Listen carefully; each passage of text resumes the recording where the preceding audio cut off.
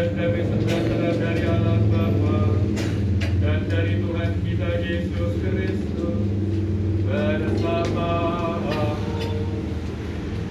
dan bersama rohmu. Saudara-saudari yang terkasih, para saudara, Bapak dan juga anak-anak ya.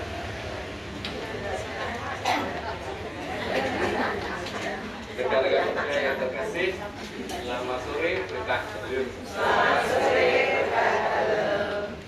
Lagu pertama sudah.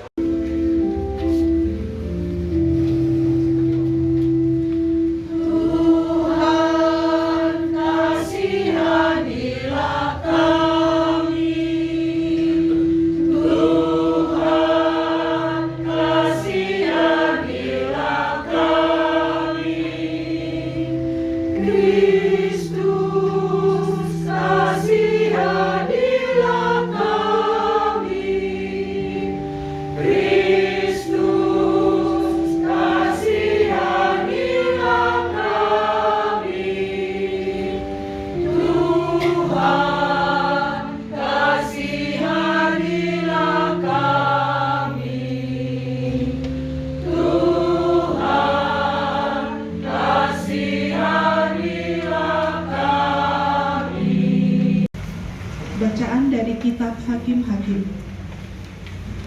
Pada suatu hari Yeftah, panglima Israel, tiba-tiba dihinggapi roh Tuhan. Ia berjalan melalui daerah Gilead dan daerah Manasya, kemudian melalui Mispa di Gilead, dan dari Mispa di Gilead ia berjalan terus ke daerah orang-orang Amon. Lalu bernazarlah Yeftah kepada Tuhan, katanya, "Jika engkau sungguh-sungguh menyerahkan orang Amon ke dalam tanganku, maka yang keluar dari pintu rumahku untuk menemui aku, pada waktu aku pulang dengan selamat dari orang Amon, akan menjadi milik Tuhan. Aku akan mempersembahkannya sebagai kurban bakaran." Kemudian Yeftah berjalan terus untuk berperang melawan orang Amon, dan Tuhan menyerahkan mereka ke dalam tangannya. Ia menimbulkan kekalahan yang amat besar di antara mereka, mulai dari Aron sampai dekat Minit, 20 kota banyaknya, dan sampai ke Abel Keramik. Dengan demikian, orang Amon ditundukkan di depan orang Israel. Ketika Yeftah pulang ke Mispa, tampaklah anaknya perempuan keluar menyongsong dia dengan memukul rebana dan menari-nari. Dialah anaknya yang tunggal. Selain dia, Yeftah tidak mempunyai anak laki-laki atau perempuan. Demi melihat anaknya, Yeftah mengoyak-ngoyakkan bajunya sambil berkata, "Ah, anakku, engkau membuat hatiku hancur luluh dan mencelakakan daku. Aku telah membuka mulut bernazar kepada Tuhan dan tidak dapat mundur lagi."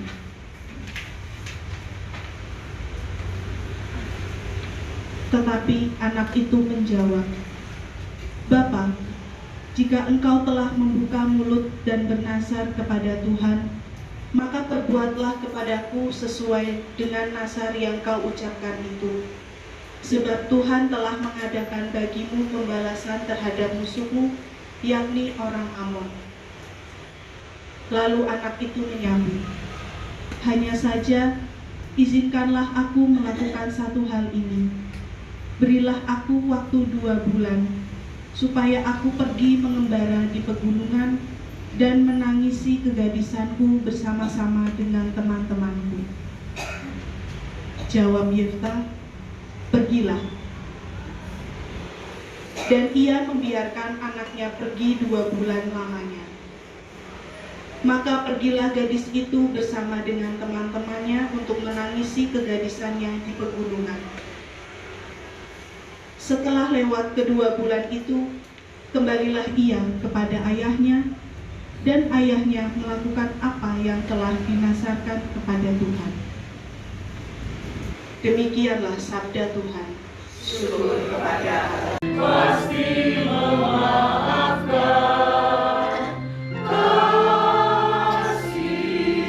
pasti murah hati, kasih-Mu,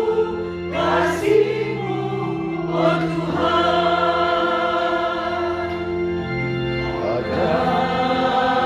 Kasih pasti lemah lembut, kasih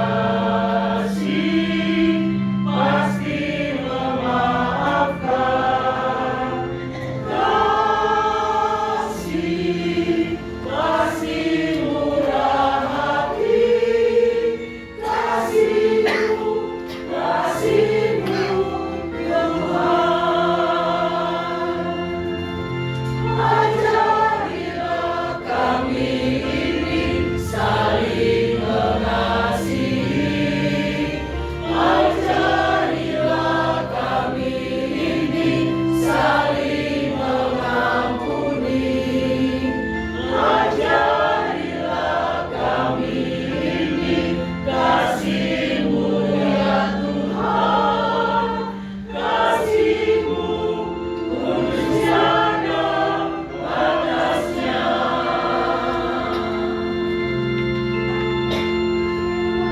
Kami ingin saling mengasihi, ajarilah kami ini saling mengampuni, ajarilah kami ini kasih-Mu ya Tuhan, kasih-Mu kasih-Mu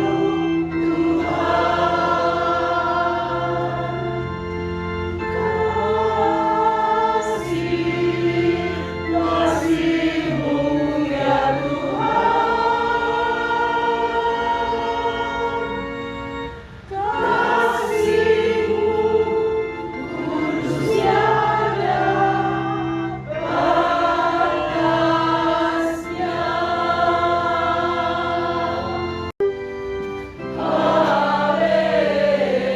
Haleluya, haleluya. Hari ini janganlah bertegar hati, tetapi dengarkanlah sabda Tuhan. Haleluya, haleluya.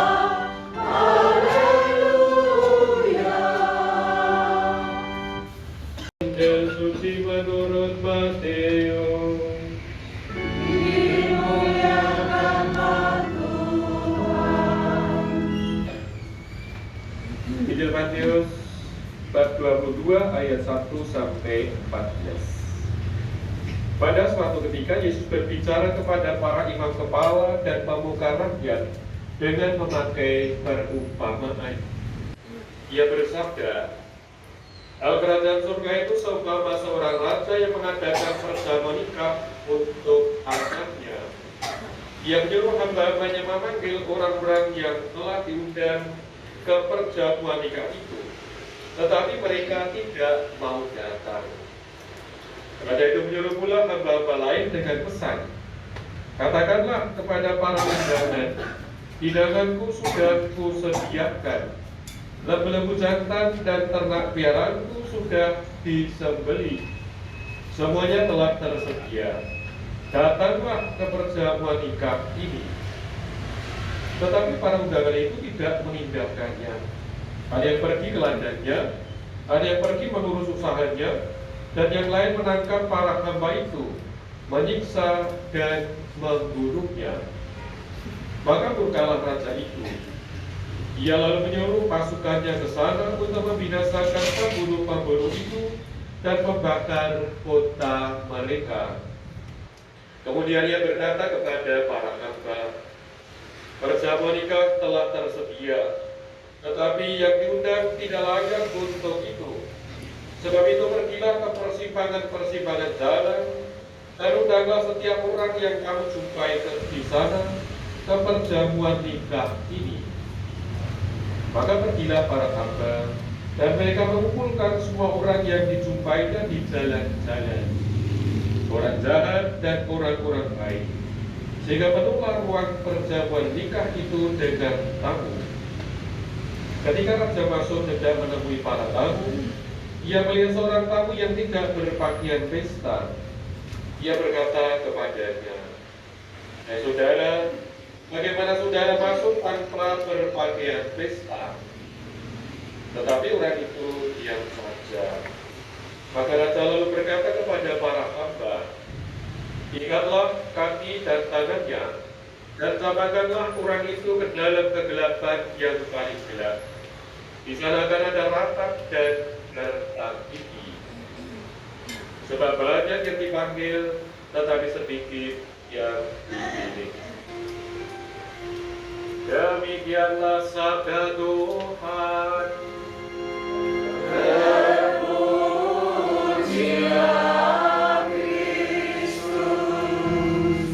Dari yang terkasih juga para saudara,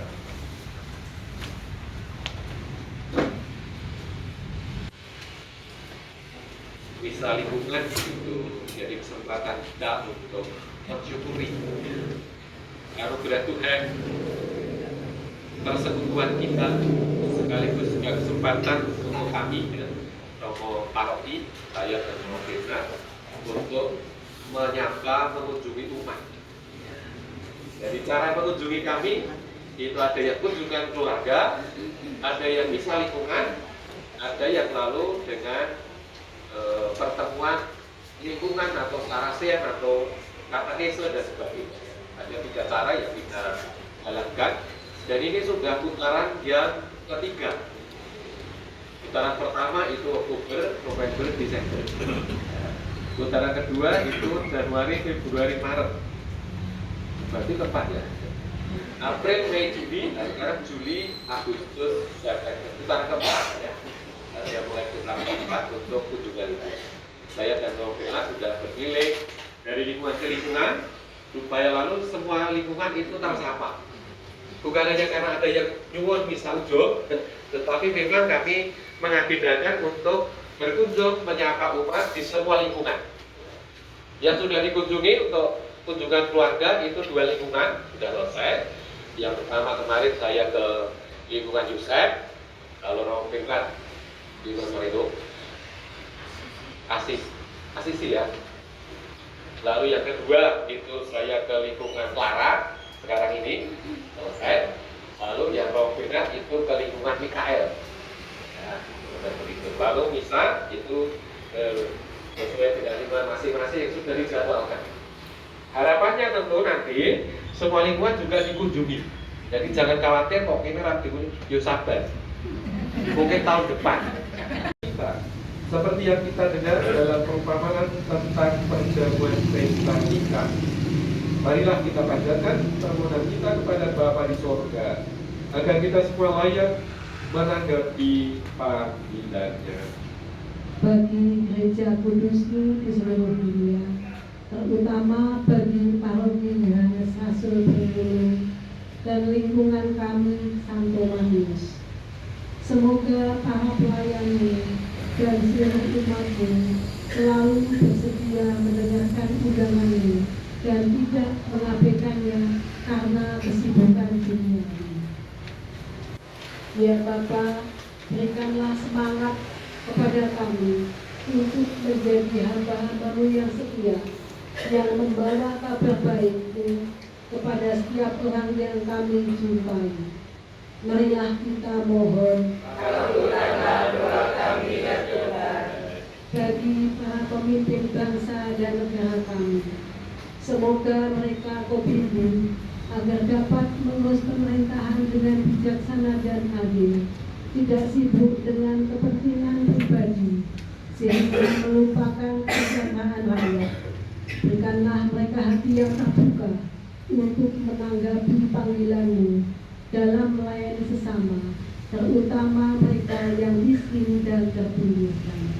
Marilah kita mohon, kabulkanlah doa kami ya Tuhan. Bagi kita semua, umat lingkungan Santo Manius, kami bersyukur atas kasih-Mu yang telah mempersatukan kami sebagai satu keluarga. Bimbinglah kami agar selalu saling mengasihi, saling membantu, dan menjadi saksi-Mu di tengah masyarakat.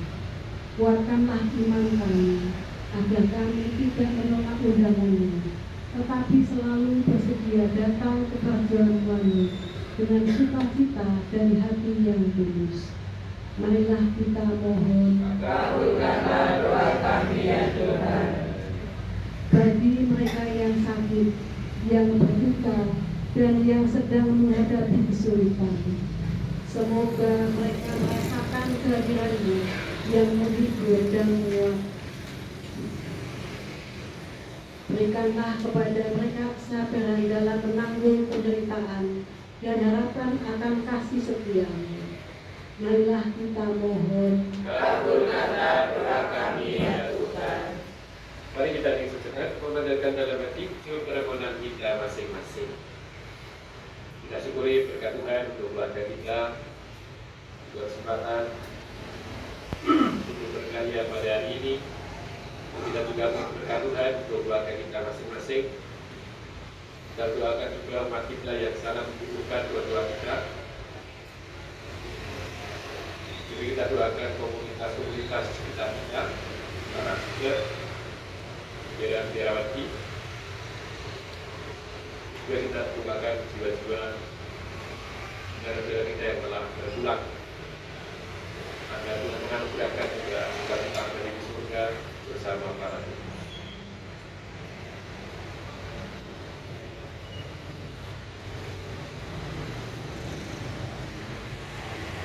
Allah Bapa kami di surga, kami satukan dalam doa-doa kami ini, dan kami mohon agar Engkau mengabulkan segala permohonan yang telah kami sampaikan. Kami serahkan diri kami sepenuhnya ke dalam tangan-Mu dengan pengantaran Kristus Tuhan dan pengantara kami. Amin. Di dunia menuntunmu ke surga, desiran aminan mesra melayunmu ke surga. Semua bunga ikut bernyanyi, gembira hatiku. Segala rumput pun riang-riang, Tuhan sumber gembiraku.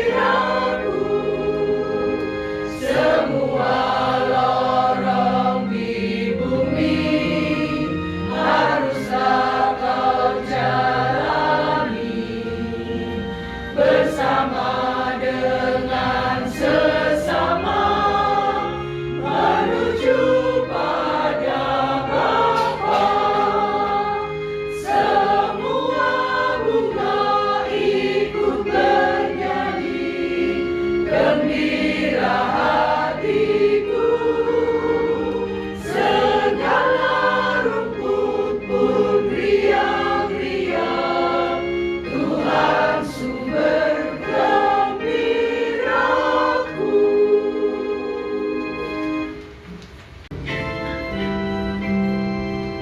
Kudus, kudus, kuduslah Tuhan, Allah segala kuasa. Surga dan bumi penuh kemuliaan-Mu. Terpujilah Engkau di surga. Diberkatilah yang datang dalam nama Tuhan. Terpujilah Engkau di surga. Sungguh kuduslah Engkau Tuhan, sumber segala kekudusan. Maka kami mohon kuduskanlah persembahan ini dengan benturan Roh-Mu, agar bagi kami jadi tubuh dan darah Tuhan kami Yesus Kristus.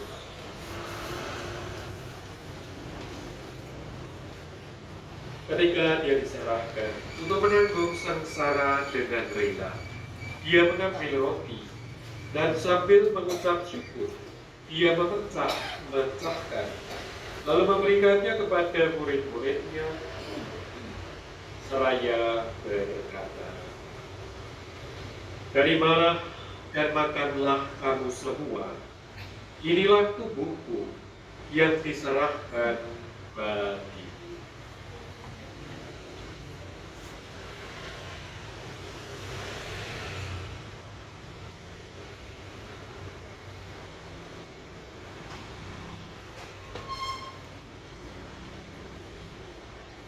Demikian pula sesudah perjamuan dia mengambil piala.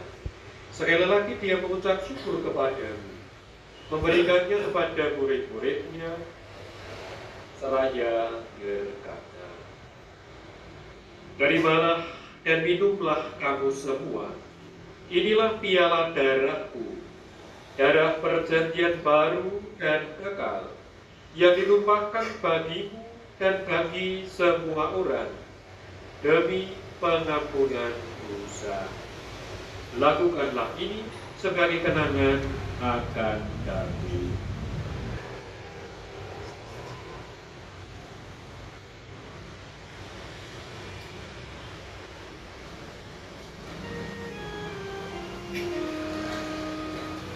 Agunglah misteri iman kita.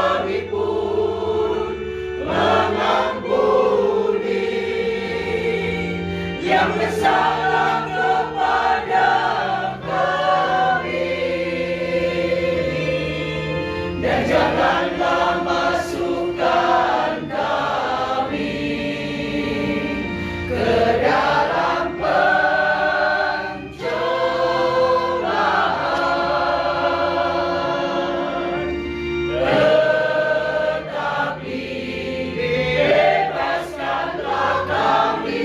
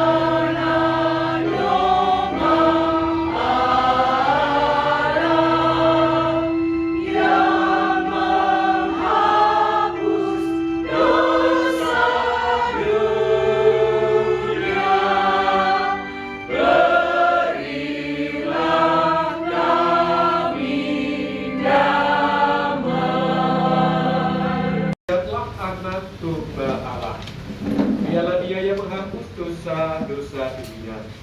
Berbahagialah kita yang diundang ke perjamuan anak domba. Saya dapat saudara kepada saya, tetapi dosa-dosa maka saya akan sembuh. Semoga tubuh Kristus yang kita sambut, melindungi dan mengantar kita sampai ke hidup yang kekal. Amin.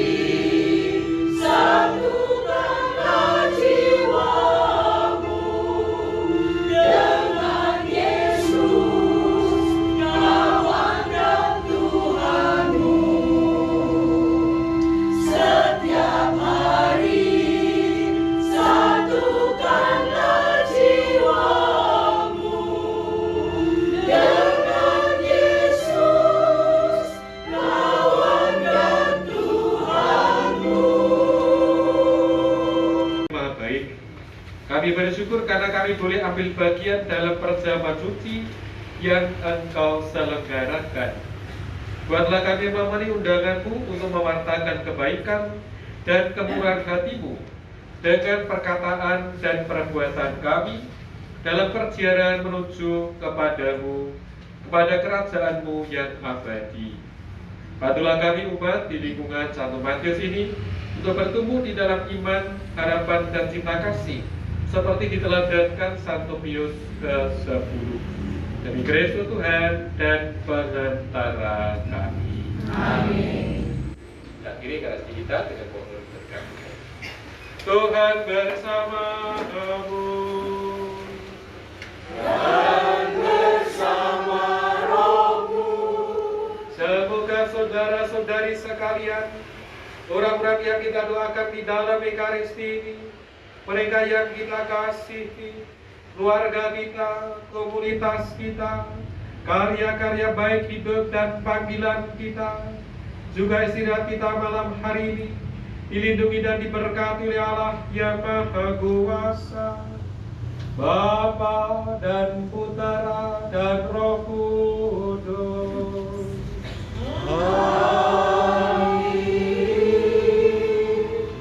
Saudara-saudari juga para saudara, ada demikian kasih kita di lingkungan Matius sudah selesai. Syukur pada Allah. Pergi kita tidur. Amin.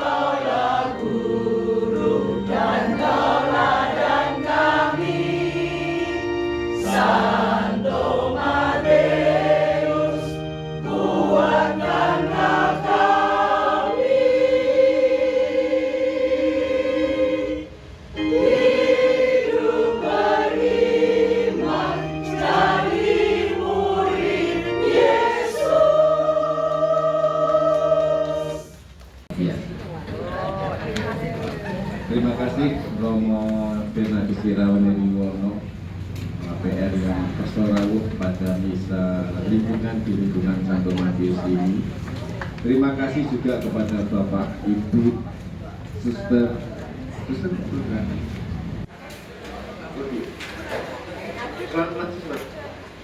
Ini perwakilan dari Suster Romo. Kalau datang semuanya 38 Romo.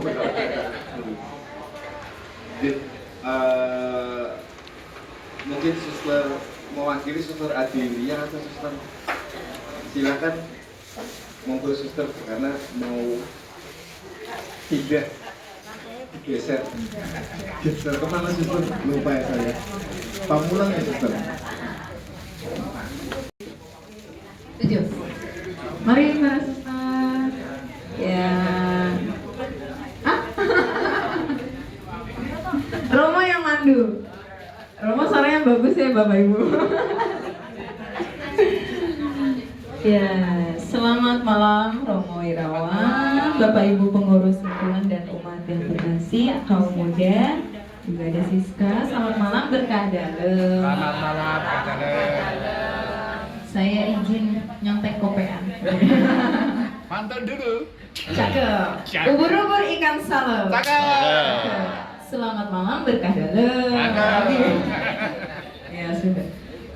Pertama-tama kami bersyukur untuk rahmat panggilan secara khusus di dalam gereja yang mempersatukan kita di dalam pembaptisan ya Bapak Ibu, juga kaum teman-teman muda, sehingga kita bisa berjumpa bersama di sini di Paroki Santo Yohanes Rasul Trimulung dan secara lebih khusus lagi di lingkungan Santo Matius Santren. Juga kami bersyukur untuk rahmat panggilan yang mempersatukan kami sebagai CB. Ini mungkin setiap pulau memberi perwakilannya. Ada yang dari Sumatera, Suster Francisco dan Suster Aprilia. Dari Sulawesi, tuh Suster Agnesin dan Suster Cecilio. Terus dari Sumatera. Lalu Pulau Jawa ada Suster Tias dan saya dari Jakarta. Lalu ada dari Pulau Kalimantan, Suster Andrea. Ya, nanti saya mewakili Pulau Timur. Representatifnya. Ya, dan juga kami bersyukur untuk 3 tahun kami boleh menjalani pembinaan kami sebagai postulan dan novis bersama Yesus seperti para murid ya. 3 tahun sebelum diutus kami dipersiapkan sedemikian rupa di dalam panggilan ini, dan secara khusus juga di dalam hidup menggereja kami boleh terlibat di dalam lingkungan kategorial, juga di paroki bisa misa bersama, kita bersekutu bersama seperti tadi, persekutuan kita yang menguatkan. Dan juga kami boleh menjalani proses dari awalnya baju bebas, bisa pakai kemeja, bisa pakai rok bebas, sesuka hati mau warna merah, warna apa. Lalu juga mulai dibentuk lagi baju postulan, itu 1 tahun kami menjalani 1 tahun.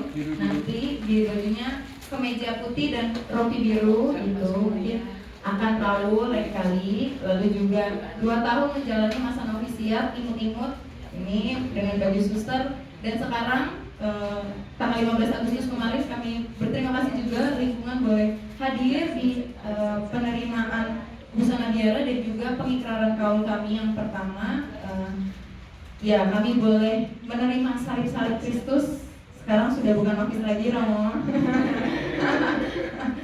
Ya, sudah Suster CB gitu. Kami bersyukur boleh menjadi panitia dalam karya Tuhan, pesta Tuhan gitu, sebagai Suster CB.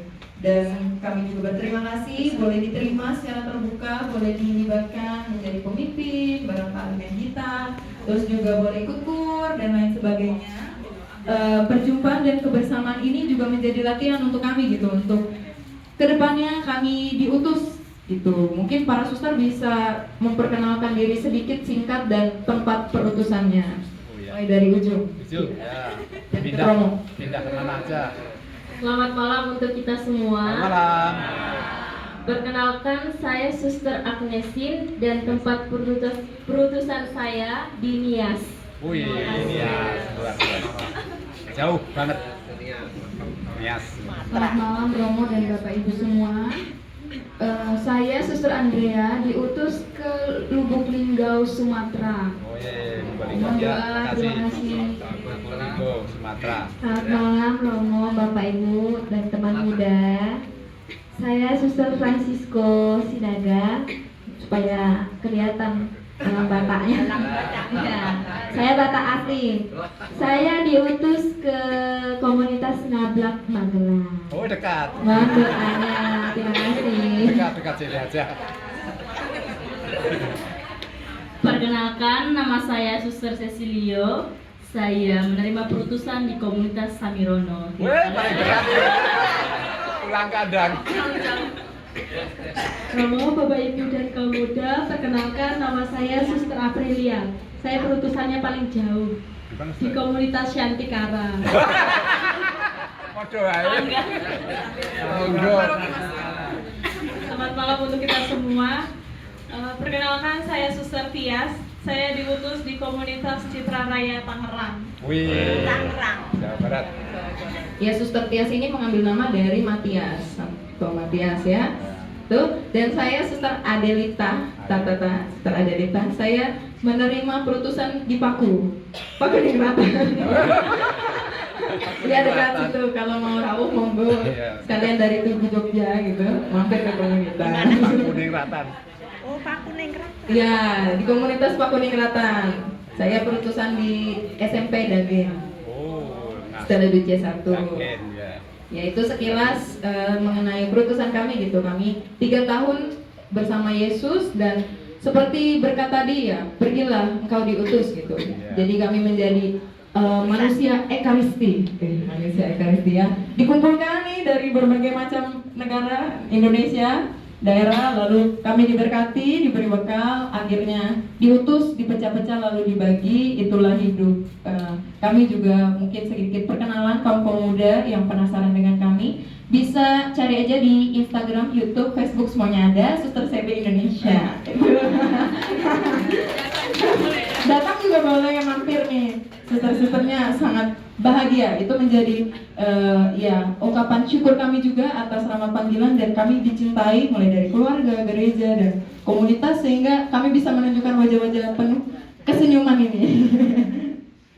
Itu kami juga bersyukur terlibat dalam karya misi Allah di dalam gereja. Ya, pengalaman pribadi tadi menjadi bekal kami juga untuk kuat dan berani ya mengikuti Yesus itu, dan kami juga bersyukur bisa didoakan oleh lingkungan, dan juga kami boleh diberi kesempatan juga untuk mendoakan lingkungan itu dan bisa terlibat. Kami boleh hadir untuk siapa saja gitu, menjadi air hidup, memberi kesegaran bagi yang kehausan, yang barangkali teman-teman lelah atau apa, bisa datang kepada Tuhan ya, bisa melalui kami, dan juga kami bisa datang melalui air hidup yang ibu bapak punya gitu. Kami diberi kesegaran baru gitu melalui nilai-nilai hidup, kesetiaan Tuhan di dalam hidup bapak ibu dan kaum muda sekalian, yang boleh juga menjadi teladan kami juga bagaimana Tuhan juga setia di dalam panggilan kami itu. Dan kami minta maaf, mohon maaf di dalam kebersamaan kami, baik dalam komunitas maupun para suster kami semuanya yang tersebar di semuanya, kami mohon maaf apabila dalam kebersamaan kami dalam perjalanan belum mampu atau kurang mencerminkan nilai-nilai hidup religius yang Tuhan anugerahkan kepada kami mohon maaf dengan sangat, dan masih mohon doa gitu untuk proses panggilan kami yang jauh masih panjang nanti. Semoga kami juga boleh setia dan boleh bersukacita, sehingga setiap pribadi yang kami jumpai boleh merasakan Tuhan sendiri yang hadir. Itu amin. Dan sebagai rasul yang berziarah, kami juga silih berganti gitu. Mungkin kami bertujuh akan pergi, tetapi Tuhan mengirimkan pengganti 26. Mungkin nanti ya, kemarin bersyukur Tuhan menganugerahkan rahmat panggilan. Mungkin menunggu juga dari paroki Romo. Monggo. Ya, kami mohon doa untuk kami semua, dan kami juga Romo. Ya, kami mungkin nggak bisa memberi apa-apa untuk Romo berenam, tapi titip salam dan doa itu untuk Romo-Romo di paroki dan komunitas Domus Pacis.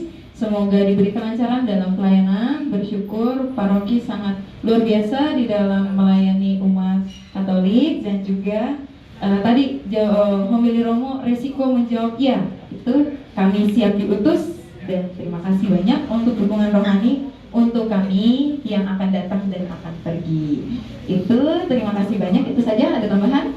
Mau nyanyi? Enggak. Tadi kami merasa kagum ya dengan kur dari lingkungan, luar biasa bagus. Kita beri tepuk tangan.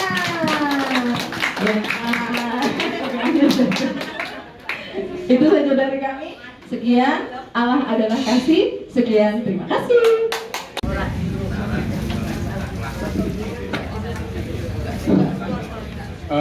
Saya mendengar bahwa untuk menjadi Katolik seorang katekumen itu harus belajar sekitar 6 sampai 1 tahun ya kan. Tapi kalau dari Kristen, Protestan, apakah juga sama? Dipakai 6 sampai 1 tahun. Saya pernah mendengar kalau Kristen Protestan mau Katolik hanya ke altar, membacakan syahadat, sudah diterima di komunitas kita. Apakah benar, Romo? Terima kasih.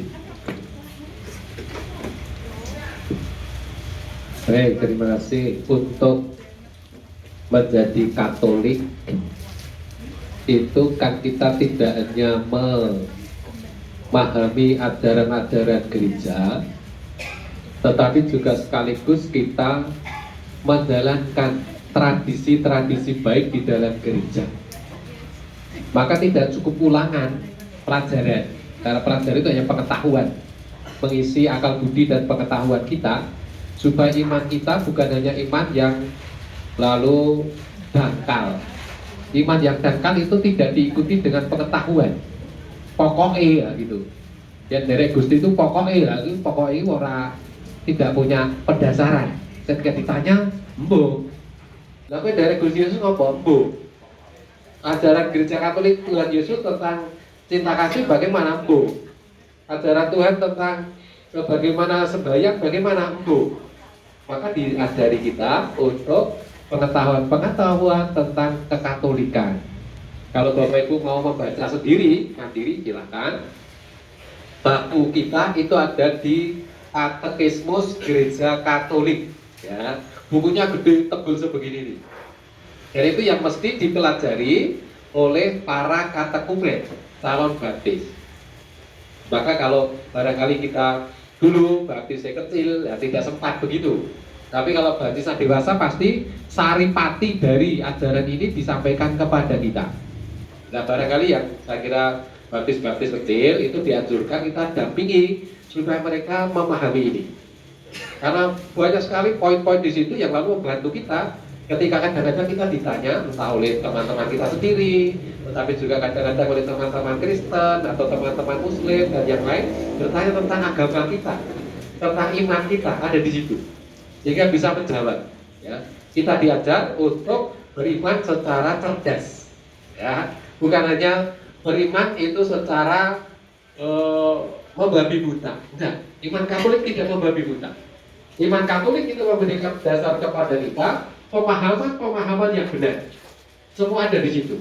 Baik itu di dalam kitab suci, pedoman kita. Yang kedua, itu tadi di dalam ajaran gereja Katolik, ajaran Bapa Suci, ajaran gereja, itu di dalam kitab apa tadi? Katekismus Gereja Katolik. Ya silakan kalau mau membaca sendiri, itu bacaan yang sepanjang masa bisa kita buat. Kalau ada pertanyaan-pertanyaan, bukan di situ pasti ada jawabannya. Terkait dengan pertanyaan-pertanyaan yang sering kita dengarkan. Kok orang Katolik menyembah Dewi Maria? Siapa bilang? Ada di situ. Ajaran Gereja Katolik tentang devosi kepada Bunda Maria dan orang-orang kudus ada di situ. Kenapa orang Katolik itu menghormati dan juga mendoakan arwah-arwah ada di situ. Ya. Mengapa Gereja Katolik itu menghormati dan mendoakan? Itu tradisi yang berjalan sudah sejak zaman Perjanjian Lama. Teman-teman Kristen itu kadang-kadang bertanya begitu karena mereka itu tidak membuat begitu. Ya. Nah, dasarnya apa? Dasarnya ada di dalam kitab Makabe. Jadi nanti kalau Bapak Ibu mau baca kitab Makabe itu bagian dari kitab Deuterokanonika. Kitab yang tidak diterima, tidak diakui oleh teman-teman Protestan. Ya maka konsekuensinya mereka tidak bisa lalu memahami mengapa kita menghormati arwah leluhur dan orang-orang yang sudah meninggal. Bagi mereka Tidak ada. Maka kalau sembahyang untuk kematian itu mereka memberi penghiburan pada yang hidup. Kita tidak. Sejak kita KKP diajarkan kepada kita mendoakan arwah-arwah itu adalah sikap yang mulia. Ya, maka kita buat, kita mendoakan. Bahkan kalau orang meninggal itu kan mulai dari geblak meninggal sampai dengan nanti 1000 kita doakan terus. Bahkan ketika baru saja itu setiap hari sampai 7 hari kita doakan terus. Di lingkungan kita doakan terus. Nanti lalu 7 hari, 40 hari, 100 hari, 1 tahun, 2 tahun, lalu mendak, dan setelah mendak kedua itu lalu 1000 hari. Kita doakan. Karena kita percaya dan kita menghormati, mendoakan, karena gereja kita itu bagian dari persekutuan, bukan hanya hidup ketok ini ya, tetapi ya sing ra ketok. Mereka yang sudah masuk pada keabadian, saudara-saudara kita yang sudah meninggal ya. Termasuk yang hiburan ketiga itu adalah para kudus ya. Maka kita setiap November itu mendoakan mereka yang masih di penantian itu, tetapi juga kita mendoakan sekaligus mohon berkat melalui orang-orang kudus, hari raya semua orang kudus 1 November ya. Selalu kita buat begitu. Ini saya kira selalu iman kita itu bukan hanya awur-awuran ya. Sudah berjalan sejak zaman perjanjian lama. Tradisi itu bergerak di dalam gereja kita. Maka kalau orang menjadi Katolik mesti memahami itu. Termasuk tadi kalau ditanyakan ada teman-teman kita yang dari Protestan ke Katolik, ya mesti ulangan. Karena ajaran ini beda. Nah nanti kalau jadi Katolik tidak mau menjadi memahami juga menghormati dan lalu kita mendoakan arwah, tetap berarti ragam Katolik ya. Kalau Katolik ya mesti mengikuti ajaran ini. Maka perlu juga teman-teman kita yang Protestan nanti jadi Katolik itu seperti yang sekarang, mereka tetap ikut ulangan ya, bersama dengan katekumen itu mereka ikut. Hanya nanti mereka ketika peristiwa pembaptisan, kalau baptis mereka itu adalah baptis yang sah di dalam diakui oleh gereja, maka mereka tinggal penerimaan sebagai warga gereja. Dibaptis dalam nama Bapa dan Putra dan Roh Kudus. Sah satu ya, formatnya sah. Tetapi juga pelaksanaannya itu dibaptis dengan air yang mengalir tercurah. Bapa, cur gitu. Itu sah. Dua-duanya sah ya. Baik itu forma maupun tindakannya itu sah, pembaptisan. Tetapi ada kalanya juga barangkali pembaptisan itu kan model macam-macam dari teman-teman di Protestan. Nah, kalau yang tidak begitu ya sudah.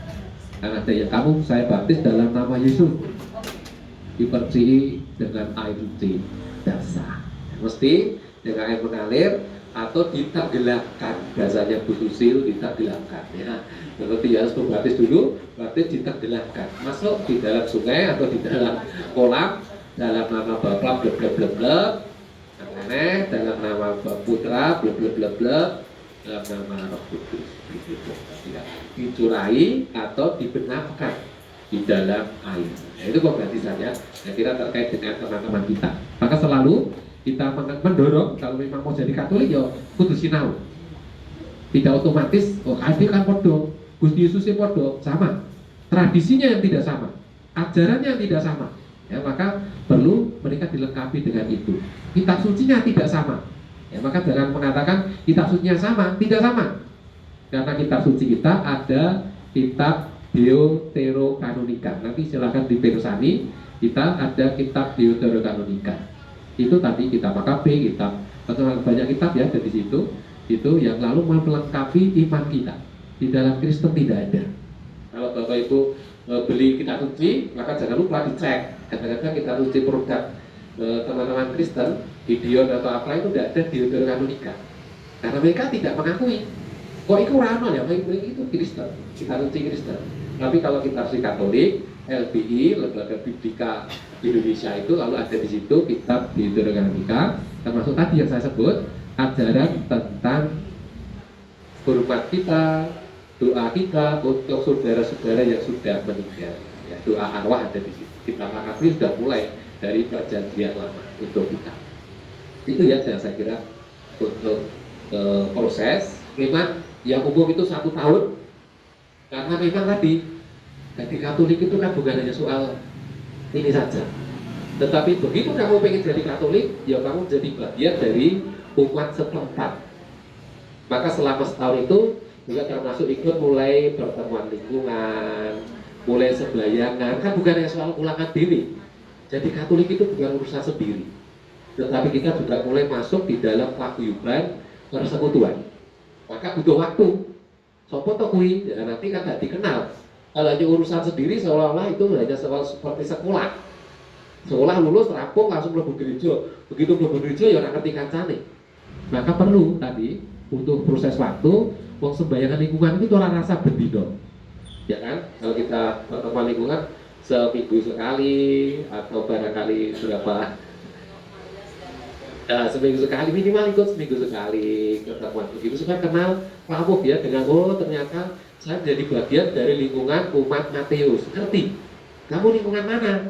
Apa itu? Orang Katolik ini, kurung Katolik gitu. Karena kalau ditanya begitu pasti begitu. Kita mesti belajar untuk jadi bagian. Dan jadi Katolik kan bukannya tadi soal pengetahuan buku tebel tadi katekismus, tetapi juga jadi bagian. Lalu mulai ngerti, oh yang pertemuan lingkungan itu bahwa sembayangan lingkungan, barangkali kita sarasiat, barangkali kita rosario, kan umat ini membantu kita. Ngerti mereka praktek rosario itu piye? Oh, rosario itu sembahyang giliran. Mereka kan tidak ada. Entah di gereja Kristen, entah di agama lain tidak ada sembahyang giliran begitu itu. Orangnya sembahyang mungkin bareng-bareng, nyekel tasbih bareng-bareng begitu, dan lalu mereka doa bersama-sama. Kita kan tak giliran, sembah bekti. Oh saya dapat ya sembah bekti. Orang jadi merasa lain. Ini yang perlu dirasakan. Tidak bisa diterima saja di dalam akal budi, tapi butuh praktek. Maka memang tadi menjadi Katolik itu butuh waktu. Ya sehingga pelan-pelan juga. Oh yang minggu, yuk, lalu diingatkan. Minggu loh, yuk gereja. Lalu umat lingkungan sekitar rampir-rampiran. Ayo nyang gereja, gitu. Kalau di kampung kan begitu ya. Yo, lalu kita saling menyapa, saling mengampiri. Itu bagian dari cara bertumbuh di dalam gereja. Dan kita bersyukur bahwa lingkungan kita itu menjadi ladang subur pertumbuhan iman. Ya, jadi ladang subur sehingga tidak hanya orang ngurus dirinya sendiri, tetapi juga bertumbuh justru karena tadi diajak sembahyang, diajak rosario, diajak devosi, diajak ziarah. Katolik pernah ziarah bareng loh, gitu kan? Mereka lalu mulai membuat di dalam kehidupannya itu bagian dari persekutuan ini.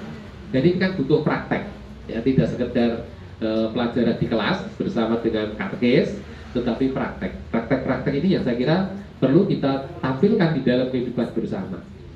Juga lingkungan kerap kali kan punya kreativitas ya. Kita yuk kunjungan ke panti asuhan. Ya, lingkungan itu bersama-sama bagian dari gerakan kita APP misalnya. Kita sumbangan yang kita kumpulkan itu kita bawa untuk menyumbang anak-anak panti asuhan atau panti jompo. Wujud iman.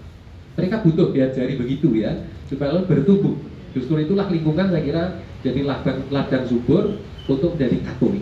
Nah, ini saya kira kita luar biasa ya, mengapa gereja punya kelompok-kelompok basis ini. Kalau keluarganya itu tidak mampu, kita dibantu oleh lingkungan. Karena tidak setiap keluarga, apalagi juga yang tadi katekumen ini kadang-kadang kan keluarganya tidak Katolik. Maka dari mana dia dibantu ya kita lingkungan ini. Yang lalunya beliau dari tadi kegiatan-kegiatan itu. Memang tetap saya anjurkan supaya para baptisan baru itu jangan langsung jadi pengurus. Ya, selalu diingatkan, kita khusus juga mengingatkan, Santo Paulus juga mengingatkan orang-orang baru ini jangan langsung jadi pengurus. Karena biasanya kita tunggu perjalanan itu opo DE itu obor belara atau memang sungguh-sungguh. Kalau obor belara ya saat durunge jadi Katolik awal itu semangat banget, tapi gitu ya. Nah itu kan enggak. Kita perlu membantu supaya dia punya sustainable ini. Kesetiaan ini, keteguhan ini dan terus-menerus. Baru wis 3 tahun kok tetap saja sergap, 2 tahun kok tetap sergap, 3 tahun kok tetap sergap, jadi ketua lingkungan ya tidak apa-apa. Ya, tapi jangan begitu baptis semangat banget berkubar-kubar penuh Roh Kudus lalu jadi ketua lingkungan bingung, belum bisa karena memang butuh perjalanan ini. Ini ya saya kira terkait dengan teman-teman kalau mau jadi Katolik. Mereka ayo ikut. Aku nggak bisa. Kenapa? Dadah. Santo Matius, doakanlah kami. Yuk, Santo Matius. Doakanlah kami.